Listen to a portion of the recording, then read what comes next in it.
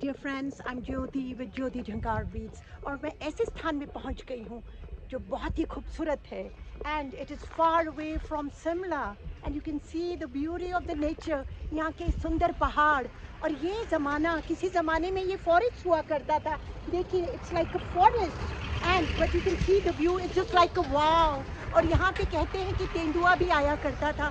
Behind me is the Longwood area and आप देख सकते हैं कि यहाँ से शिमला का व्यू दिख रहा है। कितना खूबसूरत है, इस खूबसूरती का एहसास है और यहाँ के मन बहुत खुश होता है।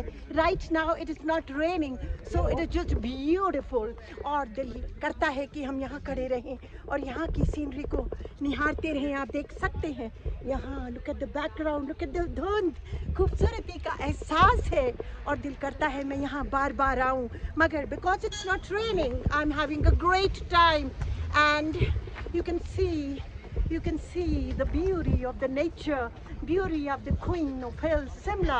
I'm Jyoti. Please like, subscribe and share my channel.